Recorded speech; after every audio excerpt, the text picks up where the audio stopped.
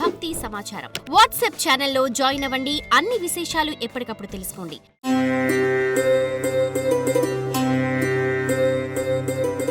తులారాశి.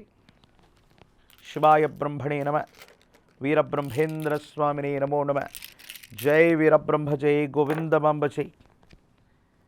యోగదాయకమైనటువంటి దశలు, రాజయోగ కారకమైనటువంటి గ్రహాలు గోచారవశాత్తు ఇంకా కొనసాగుతున్నటువంటి కారణంగా తులారాశి వారి యొక్క జాతకం అద్భుతంగా ఉండబోతుంది. మరిన్ని సానుకూలవంతమైనటువంటి ఫలితాలు వచ్చేటువంటి పరిస్థితులు కూడా గోచరిస్తూ ఉంటాయి.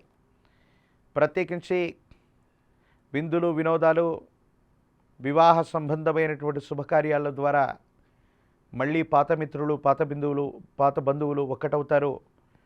వారికి సంబంధించినటువంటి సహాయ సహకారాల వల్ల మీకున్న కొన్ని సమస్యల్ని పరిష్కారం చేసుకోగలుగుతారు. ఇది మానసికంగా మీ ఆనందానికి కారణమయ్యేటువంటి అంశం. సంతానపరమైన అంశాలు బాగున్నాయి. వారికి సంబంధించినటువంటి విద్య, ఉద్యోగం, భవిష్యత్తుకు సంబంధించిన స్థితిగతుల్లో మీరు చేసే ప్రయత్నాలు సఫలీకృతమయ్యేటువంటి అవకాశం ఉంది.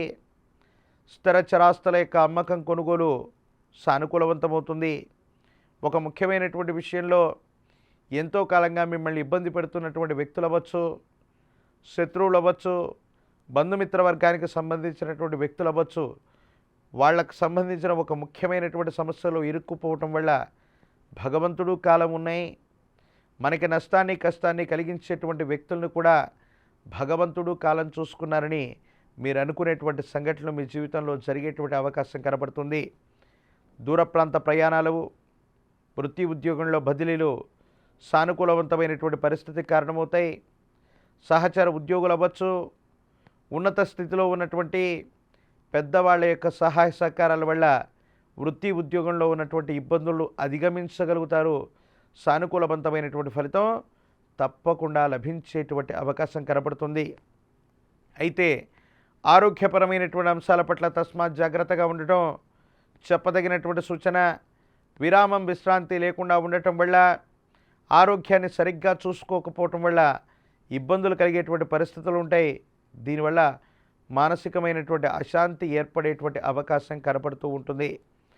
మరిన్ని సానుకూలవంతమైనటువంటి ఫలితాలు కలగడానికి గాను దేవగురు అయినటువంటి బృహస్పతి లేదా గురు సంబంధమైనటువంటి ఆలయ ప్రాంగణానికి వెళ్ళి మేధా దక్షిణామూర్తి అవ్వచ్చు, దత్తాత్రేయ స్వామివారు అవ్వచ్చు, వీరబ్రహ్మేంద్ర స్వాముల వారు అవ్వచ్చు, వారి యొక్క మహోన్నతమైనటువంటి ఆలయ ప్రాంగణానికి వెళ్ళి ఆవు నూనెతో దీపారాధన చేస్తున్న, ఇప్ప నూనెని దీపం వెలిగించుకోవడానికి దానంగా ఇచ్చి వచ్చిన జాతకంలో సమస్తమైన దుర్యోగాలు తొలగిపోతాయి.